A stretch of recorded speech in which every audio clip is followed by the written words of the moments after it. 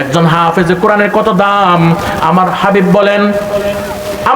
বলেন হাফেজে কোরআনকে বলা হবে, ও হাফেজে কোরআন, ইউকালু লিসাহিবিল কোরআন ইকরা ওয়ারতাকি ওয়ারাতিল কামা কুনতা তুরাতিলু ফিদ দুনিয়া।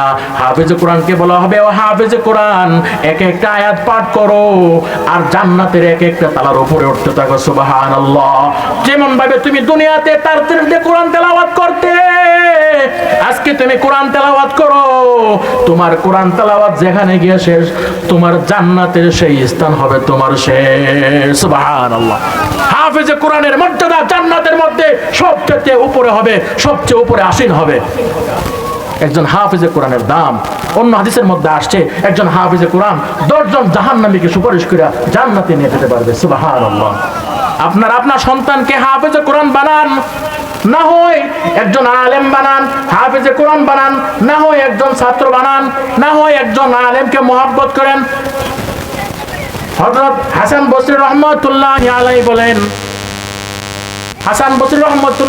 বলেন, কোন আলিমান আও মুতাআল্লিমান আও মুত্তাবিআন আও মুহিব্বান ওয়ালা তাকুনিল খামিস ফাতাহলিক। হাসান বসরি রহমাতুল্লাহ আলাইহি আবু দারদা থেকে বলেন, আবু দারদা রাদিয়াল্লাহু তাআলা আনহু বলেছেন, হয়তো তুমি একজন আলেম হও, না হয় একজন তালেবে ইলম হও, না হয় একজন শিক্ষার্থী হও, ছাত্র হও, না হয় একজন আলেমকে মহব্বতকারী হও, না হয় একজন আলেমের অনুসারী হও, কিন্তু 5 নাম্বার হয় না। জিজ্ঞাসা করা হলো 5 নাম্বার কে? কই যে আলেমদের প্রতি বিদ্বেষ রাখে সে।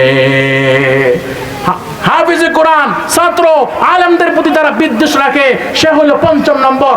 হাসান বসরি বলেন, 5ম নম্বর হইবা তোমার ধ্বংস হয়ে যাবা, তোমার জন্য জাহান্নাম ওয়াজিব হয়ে যাবে। ভাইরা আমার, হাফেজে কোরআনের অনেক দাম, কোরআন তেলাওয়াতের পাঠকারীর অনেক দাম। এই জন্য আমি যদি হাফেজে কোরআন নাও হইতে পারি, তবে হাফেজে কোরআনের মুহব্বতকারী হইতে আমি পারি, আমি হাফেজে কোরআনের অনুসরণ হইতে পারি, আমি হাফেজে কোরআনকে অনুসরণ করতে পারি, আমি একজন আলেমকে অনুসরণ করতে পারি।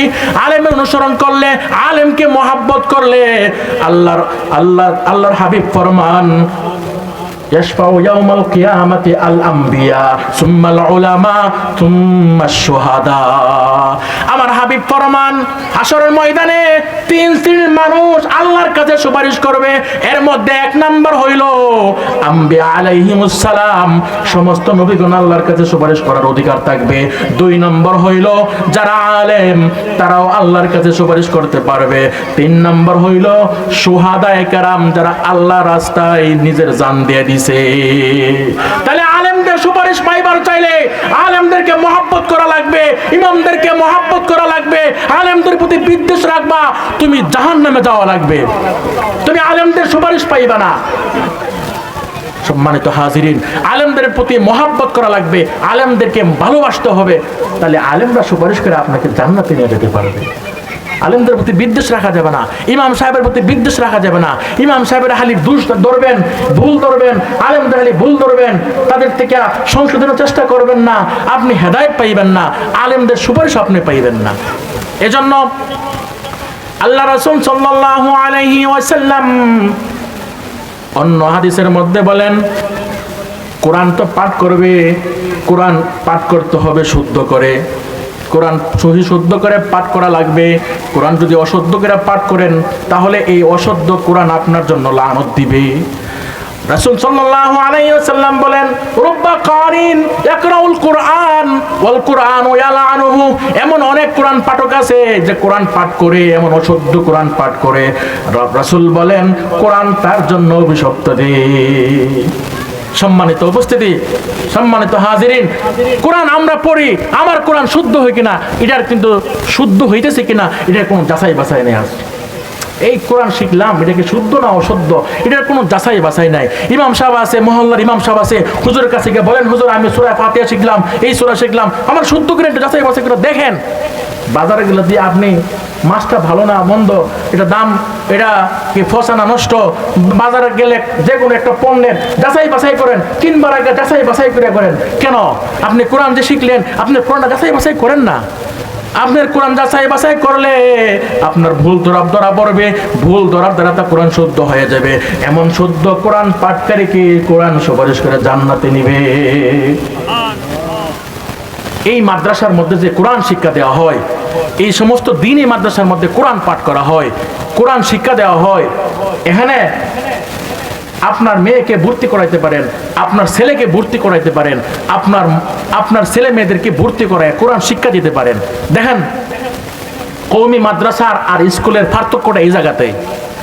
আমাদের এই কওমি মাদ্রাসা থেকে, মহিলা মাদ্রাসা থেকে যে সমস্ত মেয়ে এবং ছেলেরা দিন শিখে, কোরআন শিখে, এরা একটা সমাজকে পরিবর্তন করে, এরার দ্বারা সমাজের উন্নতি হয়, এরার দ্বারা দেশের উন্নতি হয়।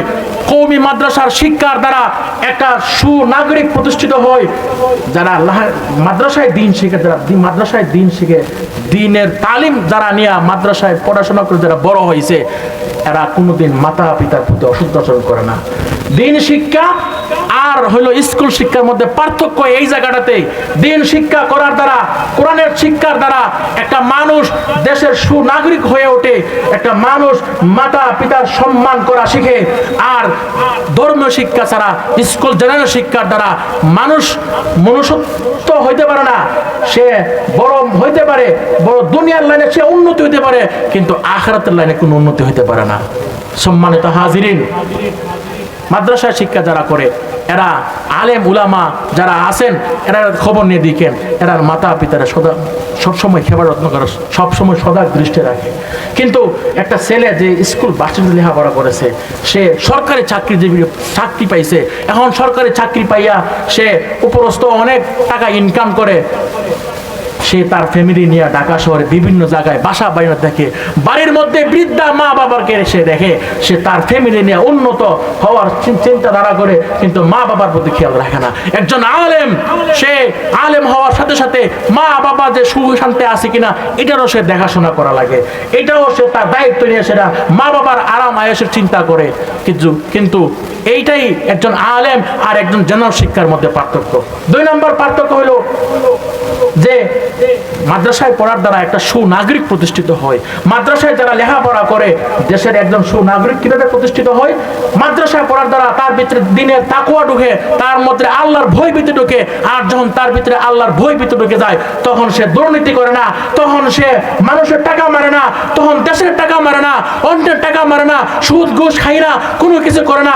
সে সবসময় আল্লাহর ভয়ের কথা চিন্তা করে এই সমস্ত গুনাহ থেকে বেঁচে থাকে। আর যারা মাদ্রাসায় লেখাপড়া করে না, স্কুল বাসে লেখাপড়া করে, তার ভিতরে দিনের ভয় ঢোকে না, খুদার ভয় ভিতরে ঢোকে না, যার কারণে কলম গুতা দিয়ে দুর্নীতি করে দেশের টাকা বিদেশ পাচার করে। কথা কোন ঠিক কিনা?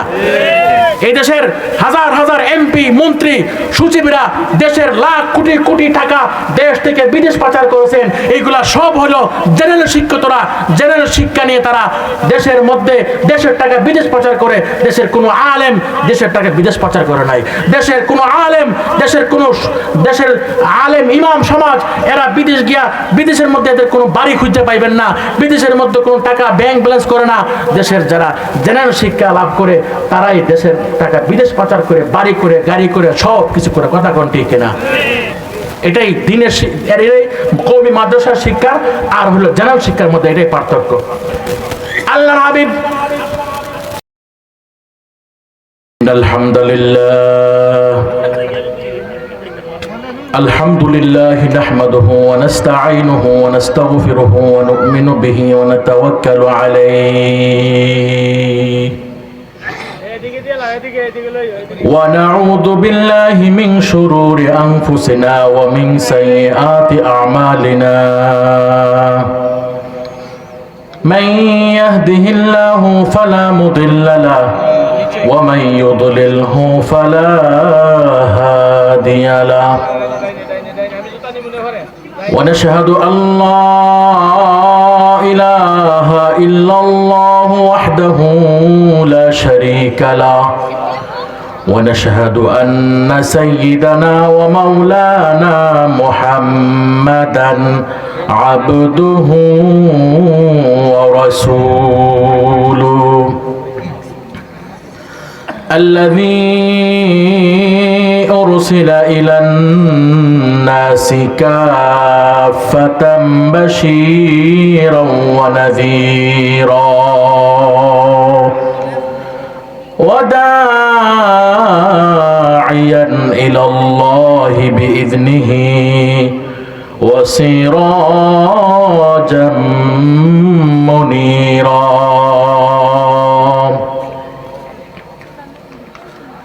أما بعد فأعوذ بالله من الشيطان الرجيم.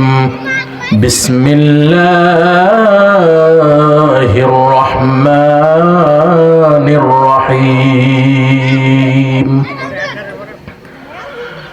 إنما المؤمنون الذين إذا ذكر الله وجلت قلوبهم وإذا تليت عليهم آياته زادتهم إيمانا وعلى ربهم يتوكلون. الذين يقيمون الصلاة ومما رزقناهم ينفقون أولئك هم المؤمنون حقا لهم درجات عند ربهم ومغفرة ورزق كريم. وعن أبي أمامة رضي الله تعالى عنه أن رجلا سأل رسول الله صلى الله عليه وسلم ما الإيمان؟ قال إذا سرتك حسنتك وأساءتك سيئتك فأنت مؤمن إلى آخر الحديث. وقال تعالى في شان حبيبه ومحبوبه ومقصوده مخبرا وآمرا إن الله وملائكته يصلون على النبي يا أيها الذين آمنوا صلوا عليه وسلموا تسليما. اللهم صل على محمد وعلى آل محمد. সবাই পড়ি اللهم صل على محمد وعلى آل محمد كما صليت على إبراهيم وعلى آل إبراهيم إنك حميد مجيد. بلغ العلا بكماله كشف الدجى بجماله حسنت جميع خصاله صلوا عليه وآله. আমরা সকলে জিকির করি কতক্ষণ সুবহানাল্লাহ আলহামদুলিল্লাহ লা ইলাহা ইল্লাল্লাহ। সকলে পড়ি সুবহানাল্লাহ আলহামদুলিল্লাহ লা ইলাহা ইল্লাল্লাহ। তুমি বাঁচাও তুমি মারো অবিরত ক্ষমা করো। তুমি বাঁচাও তুমি মারো অবিরত ক্ষমা করো। ধরার যেজন তাকে ধরো ধরার যেজন তাকে ধরো। তোমার মুঠে সবই আল্লাহ সুবহানাল্লাহ আলহামদুলিল্লাহ লা ইলাহা ইল্লাল্লাহ সুবহানাল্লাহ আলহামদুলিল্লাহ লা ইলাহা ইল্লাল্লাহ। তোমার দেয়া রিজিক খেয়ে অবাধ্য হই কেমন করে তোমার দেয়া রিজিকে, অবাধ্য হয় কেমন করে, খুঁজে না পাই কোনো ভাষা, শুকর কোরআন ওগো আল্লাহ, সুবহানাল্লাহ, আলহামদুলিল্লাহ, লা ইলাহা ইল্লাল্লাহ। আলহামদুলিল্লাহ, ঐতিহ্যবাহী গোকুলনগর দারুন নাজাত হাফিজিয়া মহিলা মাদ্রাসার উদ্যোগে তৃতীয় বার্ষিক ইসলামী মহাসম্মেলনের আজ প্রথম অধিবেশনের সম্মানিত সভাপতি সাহেব, সম্মুখপানে সমবেত আমার যুবক ভাইয়েরা, পর্দার আড়ালে অবস্থানরত শ্রদ্ধা সম্মানিত মা বোনেরা, সৃষ্টির মহান স্রষ্টা দয়াময় রব্বুল আলামিনের দরবারে শুকরিয়া জ্ঞাপন করছি এই জন্য যে মহান রব্বুল আলামিন আমাকে আপনাদের সামনে কোরআন ও হাদিস থেকে কিছু কথা বলার, আপনাদেরকে শোনার জন্য যে আল্লাহ কবুল করেছেন, এজন্য আল্লাহ পাকের দরবারে কৃতজ্ঞতা জ্ঞাপন করি বলে আলহামদুলিল্লাহ। আমি আপনাদের সামনে সূরা আনফালের 2 নম্বর আয়াত তেলাওয়াত করেছি, রাসূলের অসংখ্য হাদিস থেকে একখানা হাদিস পাঠ করেছি। ইনশাআল্লাহ হাদিস এবং আয়াতকে সামনে রেখে আপনাদের সামনে কিছু আলোচনা রাখবো ইনশাআল্লাহ। আমরা রাসূলুল্লাহ সাল্লাল্লাহু আলাইহি ওয়াসাল্লাম বলেন, একজন প্রকৃত মুমিনকে, আসল সত্যিকারের মুমিনকে আল্লাহর হাবিব সাল্লাল্লাহু আলাইহি ওয়াসাল্লাম বলেন, যখন একজন মানুষ নেক কাজ করে, তার নেক কাজ করার পরে যখন তার মধ্যে আনন্দ লাগে, তাকে খুশি বুগায়, তার কাছে ভালো লাগে, এবং যে কেউ কোনো মন্দ কাজ করলে তার কাছে খারাপ লাগে, কোনো মন্দ কাজ করার পরে যখন তার কাছে খারাপ লাগে, তার কাছে অস্বস্তিকর লাগে, তার কাছে খারাপ লাগে, রাসূল বলেন সেই প্রকৃত মুমিন।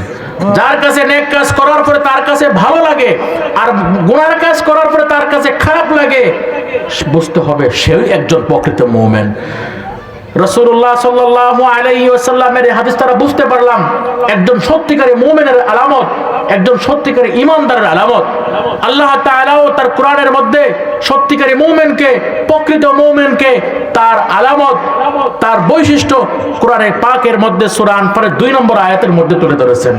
আমরা সাধারণত বাজারে গেলে স্বর্ণ এটা কি 22 ক্যারেট নাকি 21 ক্যারেট নাকি 18 ক্যারেট যাচাই করার জন্য আমরা কষ্টি পাথরের মধ্যে আমরা দিয়া ঘষা দেই। কষ্টি পাথরের মধ্যে ঘষা দিলে স্বর্ণটা কি 1 নম্বর না 2 নম্বর, 21 ক্যারেট না 22 ক্যারেট, ঘষা দিলেই বোঝা যায় এটা কত নম্বর স্বর্ণ। ঠিক একটা মুমিন সত্যিকারী মুমিন কিনা, সত্যিকারী সে একজন ঈমানদার কিনা, আমরা যখন আমাদেরকে কোরআন এবং হাদিসের মধ্যে, কোরআন এবং হাদিসের কষ্টি পাথর নামক যখন ওখানের মধ্যে আমাদেরকে প্রস্তাবনা করব, আমাদেরকে ঘোষা দিব, তখন কোরআন এবং হাদিস বলে দিবে আমি কি সত্যিকারী মুমিন নাকি 2 নম্বর মুমিন। আল্লাহর হাবিব ফরমান, ইজা সাররাতুকা হাসানাতুকা ফাআনতা মুমিন ওয়া ইজা আসাদুকা সাইয়াতুকা ফাআনতা মুমিন।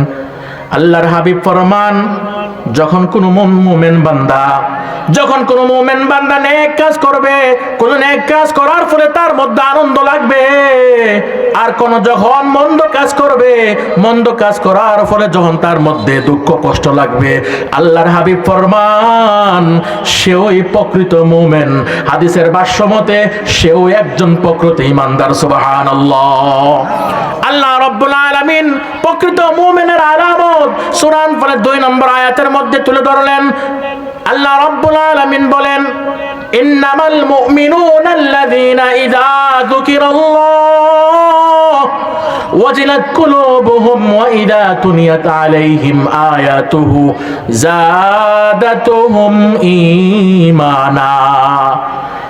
আল্লাহ রাব্বুল আলামিন বলেন, প্রকৃত মুমিন তো সেই, প্রকৃত ঈমানদার তো সেই যার সামনে আমি আল্লাহর নাম নিলে তার দিলটা, আমি আল্লাহর নাম নেওয়া মাত্র তার দিলের মধ্যে প্রকম্পন সৃষ্টি হয়ে যায়, তার দিলের মধ্যে আমি আল্লাহর নাম শোনা মাত্র তার দিলটা নরম হয়ে যায়। আল্লাহ তাআলা বলেন সে ওই প্রকৃত মুমিন 1 নম্বর আলামত।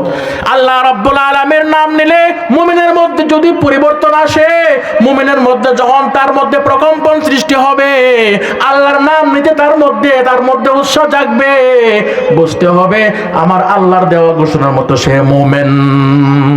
আল্লাহ রাব্বুল আলামিন আমাদের জন্য আসমান বানাইলেন, জমিন বানাইলেন, চন্দ্র সূর্য নক্ষত্র সব বানাইলেন, সব কিছু বানাইলেন একজন মুমিনের জন্য, একজন ইমানদারের জন্য। ভাইরা আমার, আল্লাহ পাকের দেওয়া নিয়ামত খাইয়া যদি আল্লাহ পাকের শুকরিয়া না আদায় করি, আল্লাহর নাম না নেই, আমার আল্লাহ আপনার প্রতি রাগ করবেন, গুসা করবেন। ওরে মুসলমানি বান্দা, এজন্য আল্লাহ তাআলার নাম সর্বহালতে লওয়া চাই। আল্লাহ তাআলার নাম চলতে ফিরতে সর্বহালতে আল্লাহর নাম উচ্চারণ করা চাই। আমার আল্লাহ রাব্বুল আলামিন বলেন, যখন আমাকে সর্বহালতে স্মরণ করবে, আমাকে যখন সর্বহালতে আমার নাম নিবে, বুঝতে হবে সে ওই প্রকৃত মুমিন। আমাকে যখন সর্বদা স্মরণ করবে, সে ওই সব প্রকৃত মুমিন। আমার আল্লাহ রাব্বুল আলামিন এত সুন্দর কিছু বানাইয়া আমার আল্লাহ আপনাদের কাছ থেকে, আমাদের কাছ থেকে তার ঘোষণা নিবার চাই, তার নাম আলোচনা আমাদের সর্বহালতে তার নাম করবার চাই। এজন্য হাদিসের মধ্যে আসছে, বান্দা যখন আল্লাহর নাম নেই, যেই জায়গাতে আল্লাহর নাম নেওয়া হয়, যেই বান্দা আল্লাহর নাম নেই, ওই জায়গাতে আল্লাহ রহমত নাজিল করেন, ওই জায়গার মধ্যে খাস ফেরেশতা নাজিল হন, ওই জায়গার মধ্যে সকিনা নাজিল হয়। আমার আল্লাহর হাবিব সাল্লাল্লাহু আলাইহি ওয়াসাল্লাম বলেন, যখন কোন মুমিন বান্দা আমি আল্লাহর জিকির করবে, লা ইলাহা ইল্লাল্লাহ পাঠ করবে, এই পাঠরত অবস্থা যদি তার মৃত্যু হয়ে যায়, আল্লাহর হাবিব ফরমান, যে ব্যক্তির শুরু কালিমা লা ইলাহা ইল্লাল্লাহ হবে, শেষ কালিমা মৃত্যুর সময় লা ইলাহা ইল্লাল্লাহ হবে, আল্লাহর হাবিব ফরমান সে জান্নাতে ঢুকতে দেরি হবে না। সুবহানাল্লাহ। যার প্রথম কালিমা লা ইলাহা ইল্লাল্লাহ, যার শেষ কালিমা লা ইলাহা ইল্লাল্লাহ, রাসূল বলেন সে একজন ইমানদার, সে একজন জান্নাতি মানুষ। সুবহানাল্লাহ। আল্লাহর হাবিব ফরমান, একবার আল্লাহর তাসবিহ, একবার আলহামদুলিল্লাহ পাঠ করলে কি পরিমাণ সওয়াব হয়। ইবনে মাজাহ শরীফের মধ্যে আসছে, আল্লাহর হাবিব ফরমান, আলহামদুলিল্লাহ তামলাউল মিজান, একবার আলহামদুলিল্লাহ পাঠ করলে মিজানের পাল্লা ভারী হয়ে যায়। সুবহানাল্লাহ। ওয়াত তাসবিহ ওয়াত তাকবীর তামলাউ মা বাইনা সামাওয়াতি ওয়াল আরদ। আর যখন কোন মুমিন বান্দা একবার আল্লাহু আকবার পাঠ করবে, একবার সুবহানাল্লাহ পাঠ করবে, আসমান থেকে জমিন পর্যন্ত এর মাঝে যত খালি জায়গা আছে, খালি জায়গা সওয়াব দিয়া পূর্ণ করে দেবেন। সুবহানাল্লাহ। লা ইলাহা ইল্লাল্লাহ, লা ইলাহা ইল্লাল্লাহ, লা ইলাহা ইল্লাল্লাহ, লা ইলাহা ইল্লাল্লাহ। এই কালিমার জন্য হুসাইন শহীদ হইল কারবালা, জান চলে যায়, প্রাণ চলে যায়, শুধু মুখে এক আল্লাহ, লা ইলাহা ইল্লাল্লাহ, লা ইলাহা ইল্লাল্লাহ। বাইরা আমার, মুসা আলাইহিস সালাতু ওয়াস সালাম একবার আল্লাহর কাছে প্রার্থনা করলেন, ওগো আল্লাহ, তুমি আমাকে এমন একটি আমল দাও যে আমল আমি মুসাই মাত্র করব। আল্লাহ রাব্বুল আলামিন মুসা আলাইহিস সালাতু ওয়াস সালামকে বলে দিলেন, ও মুসা যাও, তুমি আমার কালিমা লা ইলাহা ইল্লাল্লাহ পাঠ করো। মুসা আলাইহিস সালাতু ওয়াস সালাম আল্লাহর কাছে আবার প্রশ্ন করলেন, ওগো আল্লাহ, এটা তো সবাই পাঠ করে, আমার বৈশিষ্ট্য রইল কোথায়?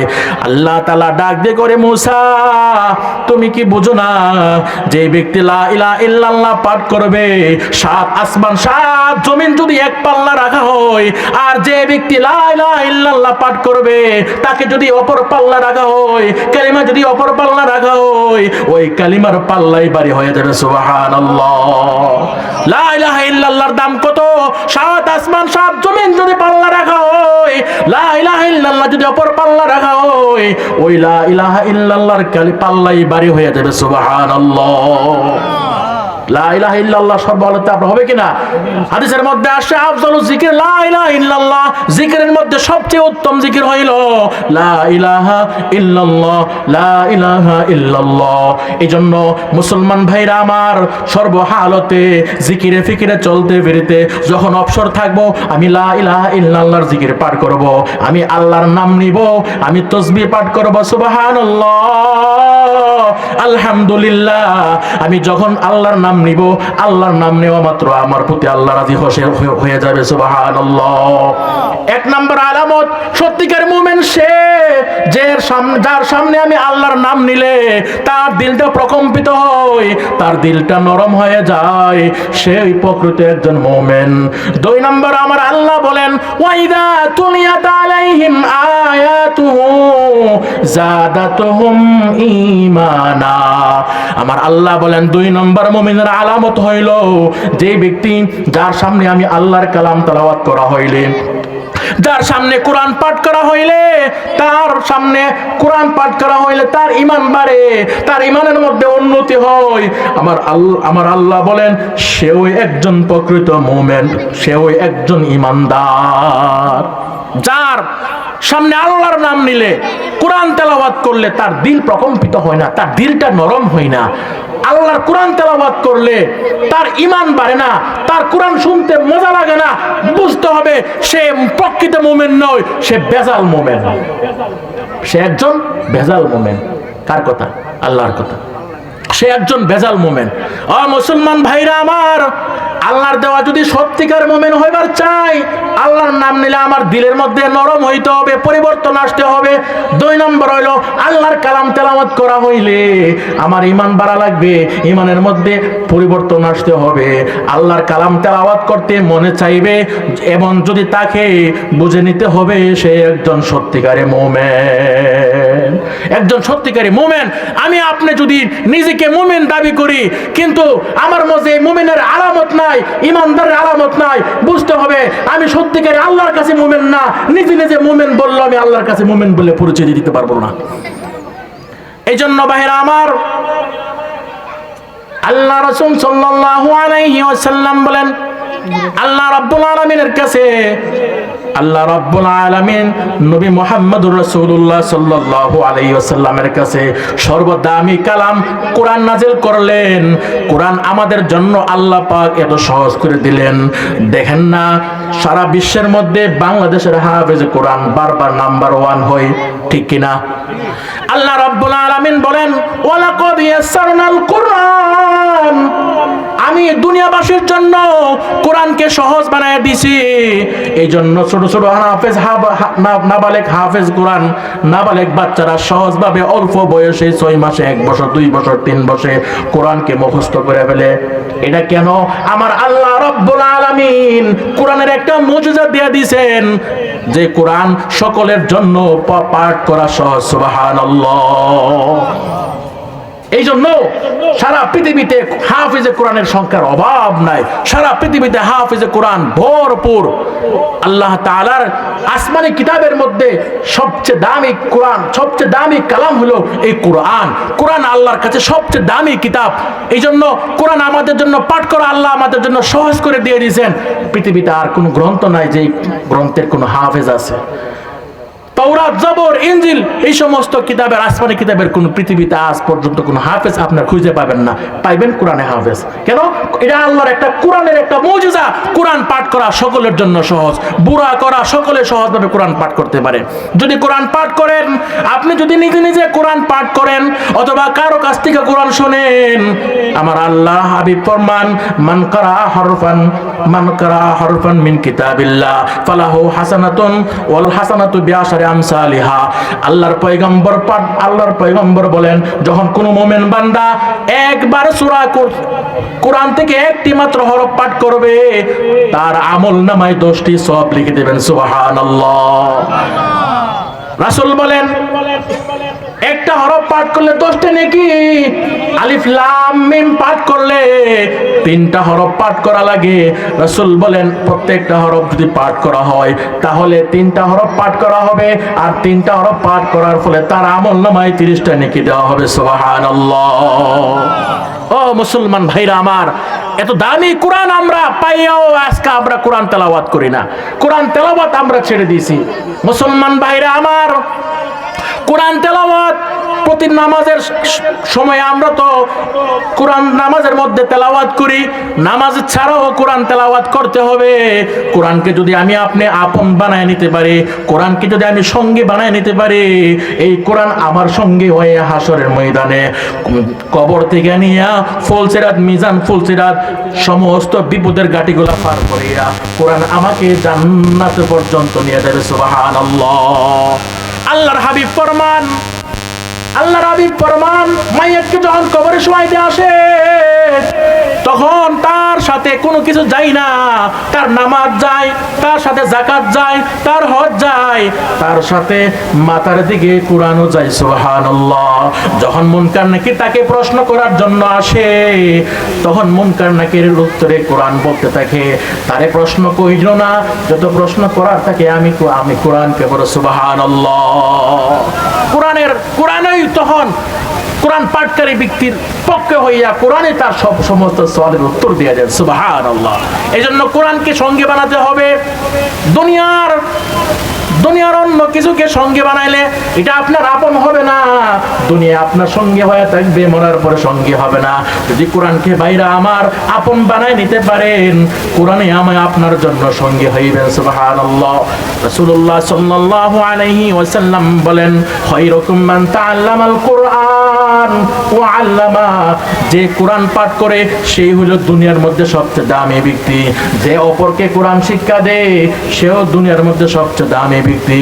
আজকাল কলেজ, ভার্সিটি, ঢাকা বিশ্ববিদ্যালয় সব বিশ্বের সমস্ত ভার্সিটি থেকে যদি কেউ কোনো লেখাপড়া শেষ করে তাকে সার্টিফিকেট দেওয়া হয়, অমুক ভার্সিটি থেকে সার্টিফিকেট প্রাপ্ত, সে গ্রাজুয়েট প্রাপ্ত।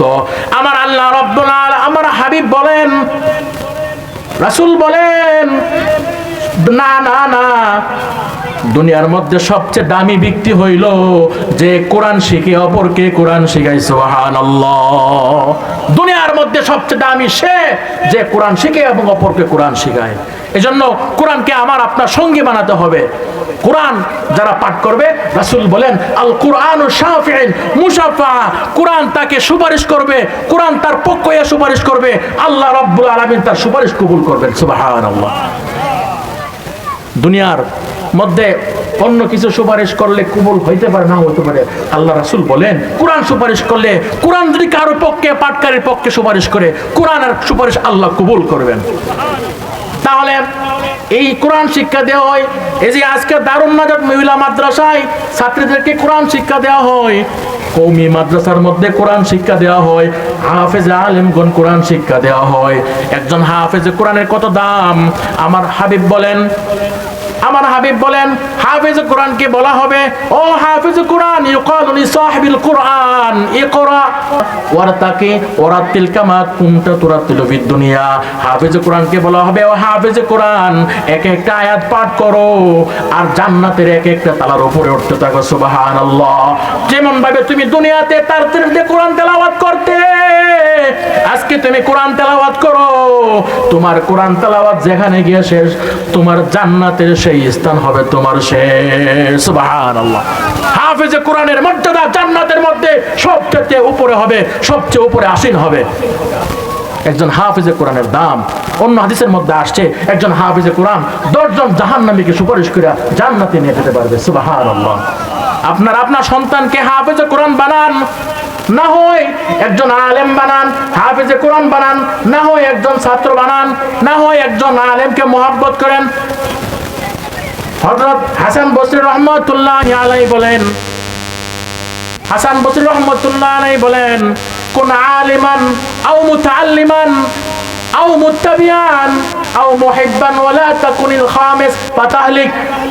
হাসান বসরি রাহমাতুল্লাহ আলাইহি আবু দারদা থেকে বলেন, আবু দারদা রাদিয়াল্লাহু তাআলা আনহু বলেছেন, হয়তো তুমি একজন আলেম হও, না হয় একজন তালেবে ইলম হও, না হয় একজন শিক্ষার্থী হও, ছাত্র হও, না হয় একজন আলেমকে মহব্বতকারী হও, না হয় একজন আলেমের অনুসারী হও, কিন্তু 5 নাম্বার হয় না। জিজ্ঞাসা করা হলো 5 নাম্বার কে? কই যে আলেমদের প্রতি বিদ্বেষ রাখে সে। হাফেজ হাফিজে কোরআন ছাত্র আলেমদের প্রতি যারা বিদ্বেষ রাখে সে হলো পঞ্চম নম্বর হয় না।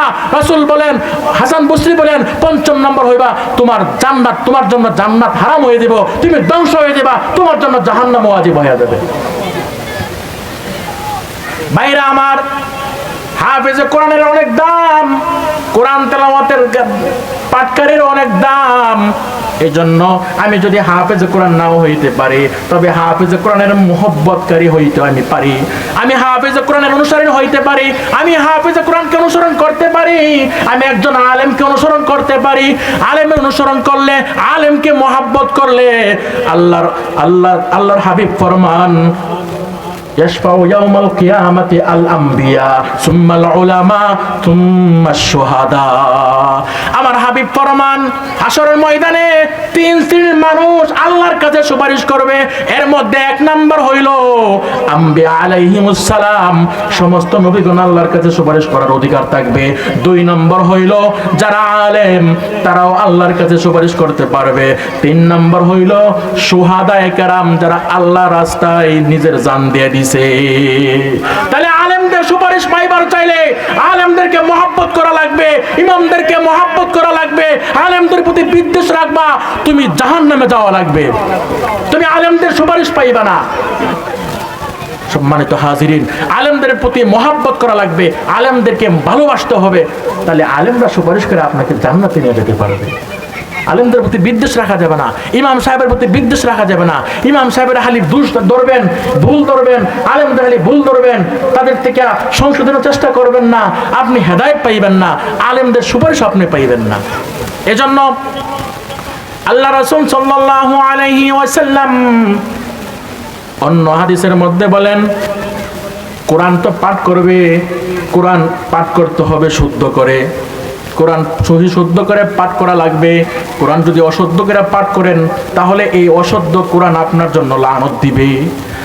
রাসূল সাল্লাল্লাহু আলাইহি ওয়াসাল্লাম বলেন, রুব্বা কারিন ইয়াকরাউল কুরআন ওয়াল কুরআনু ইয়ালানুহু, এমন অনেক কোরআন পাঠক আছে যে কোরআন পাঠ করে এমন অশুদ্ধ কোরআন পাঠ করে, রাসূল বলেন কোরআন তার জন্য অভিশপ্ত দেয়। সম্মানিত উপস্থিতি, সম্মানিত হাজিরিন, কোরআন আমরা পড়ি, আমার কোরআন শুদ্ধ হয় কিনা, এটার কিন্তু শুদ্ধ হইতেছে কিনা এটার কোনো যাচাই বাছাই নেই। আছে এই কোরআন শিখলাম, এটা কি শুদ্ধ না অশুদ্ধ, এটার কোনো যাচাই বাছাই নাই। ইমাম সাহেব আছে, মহল্লার ইমাম সাহেব আছে, হুজুরের কাছে গিয়ে বলেন, হুজুর আমি সূরা ফাতিহা শিখলাম, এই সূরা শিখলাম, আমার শুদ্ধ করে একটু যাচাই বাছাই করে দেখেন। বাজারে গেলে দিয়ে আপনি মাছটা ভালো না মন্দ, এটা দাম, এটা কি ফসা না নষ্ট, বাজারে গেলে যে কোনো একটা পণ্যের যাচাই বাছাই করেন, কিনবার আগে যাচাই বাছাই করে করেন। কেন? আপনি কোরআন যে শিখলেন, আপনি কোরআনটা যাচাই বাছাই করেন না। আপনার কোরআন যাচাই বাছাই করলে আপনার ভুল ধরা পড়বে, ভুল ধরার দ্বারা তা কোরআন শুদ্ধ হয়ে যাবে। এমন শুদ্ধ কোরআন পাঠকারীকে কোরআন সুপারিশ করে জান্নাতে নিবে। এই মাদ্রাসার মধ্যে যে কোরআন শিক্ষা দেওয়া হয়, এই সমস্ত দিনই মাদ্রাসার মধ্যে কোরআন পাঠ করা হয়, কোরআন শিক্ষা দেওয়া হয়, এখানে আপনার মেয়েকে ভর্তি করাইতে পারেন, আপনার ছেলেকে ভর্তি করাইতে পারেন, আপনার ছেলে মেয়েদেরকে ভর্তি করায় কোরআন শিক্ষা দিতে পারেন। দেখেন, কওমি মাদ্রাসার আর স্কুলের পার্থক্যটা এই জায়গাতেই। আমাদের এই কওমি মাদ্রাসা থেকে, মহিলা মাদ্রাসা থেকে যে সমস্ত মেয়ে এবং ছেলেরা দিন শিখে, কোরআন শিখে, এরা একটা সমাজকে পরিবর্তন করে, এরার দ্বারা সমাজের উন্নতি হয়, এরার দ্বারা দেশের উন্নতি হয়। কওমি মাদ্রাসার শিক্ষার দ্বারা একটা সুনাগরিক প্রতিষ্ঠিত হয়। যারা মাদ্রাসায় দিন শিখে, যারা মাদ্রাসায় দিন শিখে, দিনের তালিম যারা নিয়ে মাদ্রাসায় পড়াশোনা করে যারা বড় হয়েছে, এরা কোনোদিন মাতা পিতার প্রতি অশুদ্ধ আচরণ করে না। দিন শিক্ষা আর হলো স্কুল শিক্ষার মধ্যে পার্থক্য এই জায়গাটাতে। দিন শিক্ষা করার দ্বারা, কোরআনের শিক্ষার দ্বারা একটা মানুষ দেশের সুনাগরিক হয়ে ওঠে, একটা মানুষ মাতা পিতার সম্মান করা শিখে। আর ধর্মীয় শিক্ষা ছাড়া, স্কুল জেনারেল শিক্ষার দ্বারা মানুষ মনুষ্যত্ব হইতে পারে না, সে বড় হইতে পারে, বড় দুনিয়ার লাইনে সে উন্নতি হইতে পারে, কিন্তু আখিরাতের লাইনে কোনো উন্নতি হইতে পারে না। সম্মানিত হাজিরিন, মাদ্রাসায় শিক্ষা যারা করে এরা আলেম উলামা যারা আছেন এরা খবর নিয়ে দিকেন, এরা মাতা পিতারা সবসময় খেবার যত্ন করে, সবসময় সদা দৃষ্টি রাখে।